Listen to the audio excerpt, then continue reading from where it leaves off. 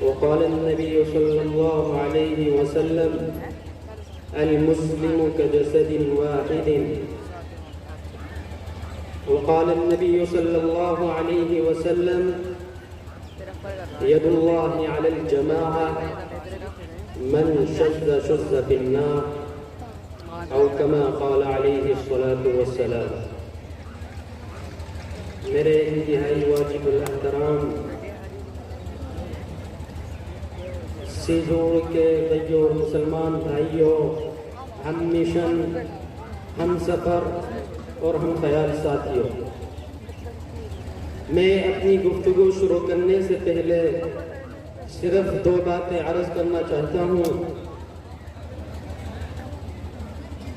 کہ جو ہم سنیں گے صرف ایک اللہ کی رضا کے لیے سنیں گے اور عمل کی نیت سے سنیں گے، اور میں بھی آپ سے یہ وعدہ کرتا ہوں کہ انشاءاللہ جو کچھ کہوں گا ایک اللہ کی رضا کے لیے کہوں گا اور عمل کی نیت سے کہوں گا۔ دوسری گزارش، شعبان کا مبارک مہینہ شروع ہو چکا ہے، آگے رمضان آ رہا ہے۔ جب رمضان آتا ہے تو مسلمانوں کے لیے خوشیاں، مسرتیں، مغفرتیں، رحمتیں، بخششیں، فتوحات اور پتہ نہیں کیا کیا لاتا ہے۔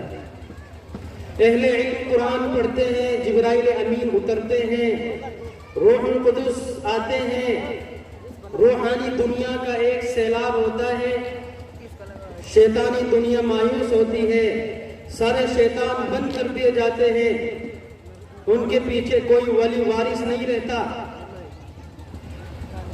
اسی رمضان کے مہینے میں ابو جہل رویا تھا، تو کبھی اسی رمضان کے مہینے میں جسونت رویا تھا، اور یہ رمضان آ رہا ہے، پتہ نہیں کون کون روئے گا انشاءاللہ۔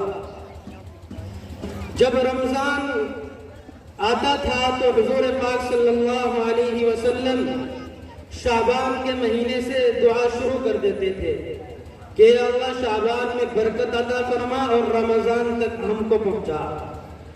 تو میں ایک دعا آپ سب کو پڑھاؤں گا، آپ سب مل کر پڑھیں گے اس دعا کو۔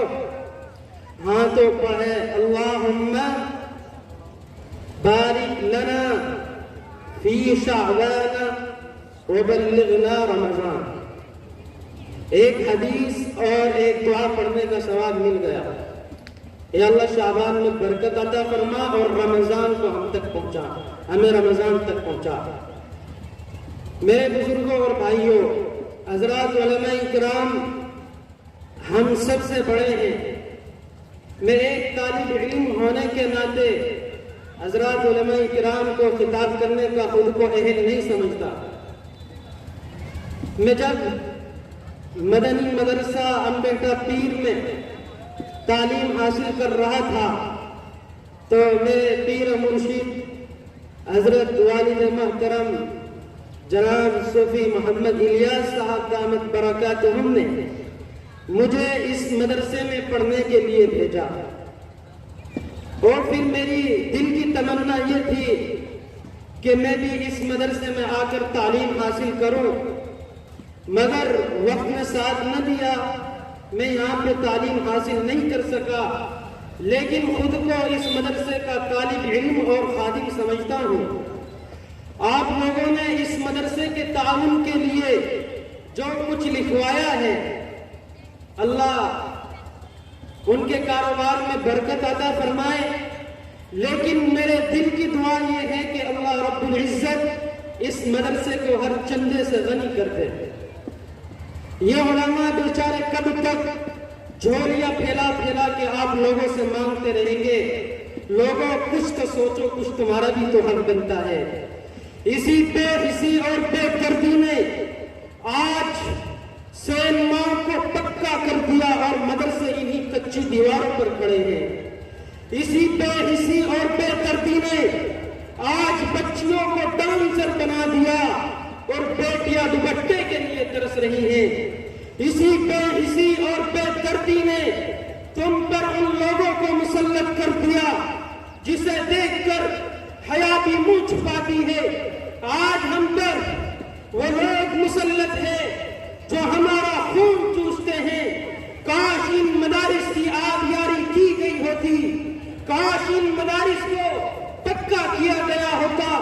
کاش ان مدارس کے لیے اپنے جان و مال کو وقف کیا گیا ہوتا، ہمیں نبی کے لیے گالیاں نہ سننی پڑتی، ہمیں سڑکوں پہ بے حیائی نہ دیکھنی پڑتی، داڑھی والوں کو تانا نہ دیا جاتا، نبی کے صحابہ کو دستائے مسخ نہ بنایا جاتا۔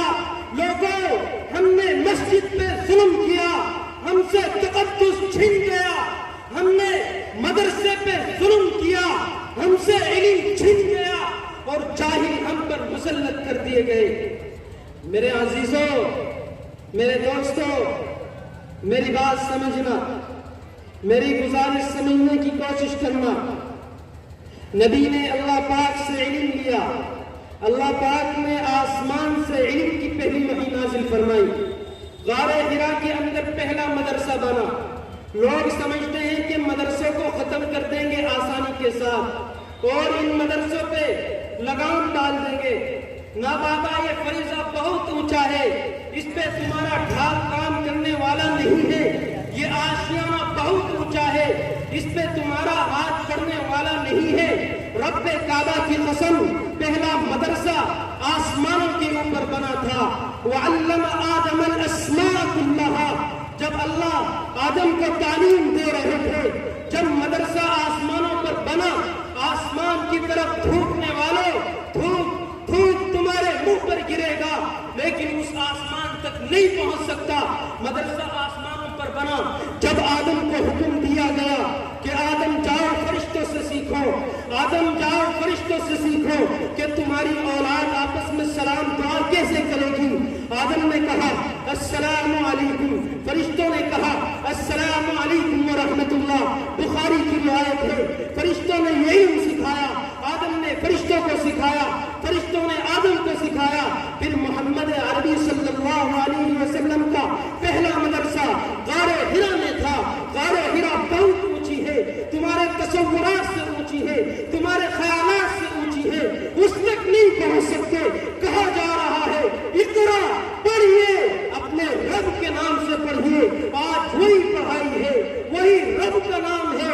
دنیا تانے دیتی ہے، ہم چاند پہ چلے گئے، تم چاند پہ نہیں جہنم میں چلے جاؤ۔ ہم نہ پڑھنا چھوڑیں گے نہ رب کا نام چھوڑیں گے انشاءاللہ۔ مدرسہ غار حرا میں زمین پر اترا، دار بنی ارقم میں منتقل ہوا۔ چھپتے چھپتے، ڈرتے ڈرتے، استاد بھی آ رہا ہے، شاگرد بھی آ رہا ہے۔ کسی کا سر پھٹا ہوا، کسی کا دانت ٹوٹا ہوا، کسی کے رخسار پہ، مگر تعلیم ہو رہی ہے، کتاب و سنت کی تعلیم ہو رہی ہے۔ اس لیے کہ جو مدرسہ حضرت ابراہیم خلیل اللہ بنا کر گئے تھے، اس مدرسے کو آباد کرنا تھا۔ وَإِذْ يَرْفَعُ إِبْرَاهِيمُ الْقَوَاعِدَ مِنَ الْبَيْتِ وَإِسْمَاعِيلُ، حضرت ابراہیم و اسماعیل مستری کر رہے ہیں، مزدوری کر رہے ہیں، کعبہ بنا رہے ہیں۔ بابا کعبہ کیوں بنا رہے ہو؟ فرمایا اس لیے کہ ربنا وابعث فیہم رسولا منہم، اللہ ایک استاد بھیج دے۔ وہ استاد کیا کیا پڑھائے گا؟ سائنس پڑھائے گا، جغرافیہ پڑھائے گا؟ نہیں، وہ سائنس اور جغرافیہ نہیں پڑھائے گا۔ یتلو علیہم آیاتک، قرآن کی تلاوت کرنا سکھائے گا۔ ویعلمہم الکتاب والحکمہ، کتاب و حکمت کی تعلیم دے گا۔ ویزکیہم، ان کا تزکیہ کرے گا، ان کے اندر سے کفر نکالے گا، شرک نکالے گا، بے حیائی نکالے گا، دنیا کی محبت نکالے گا اور خود غرضی نکالے گا۔ ان گندگیوں کو نکال کے پاک کر دے گا۔ پھر تو کعبہ بھی مدرسے کے طور پر بنا تھا، وہاں معلم نے آنا تھا۔ دار بنی ارقم میں مدرسہ بن گیا۔ پھر طلبہ و اساتذہ کو ہجرت پہ مجبور کیا گیا، مگر مدرسہ جا کے صفہ میں قائم ہو گیا، مسجد نبوی میں قائم ہو گیا۔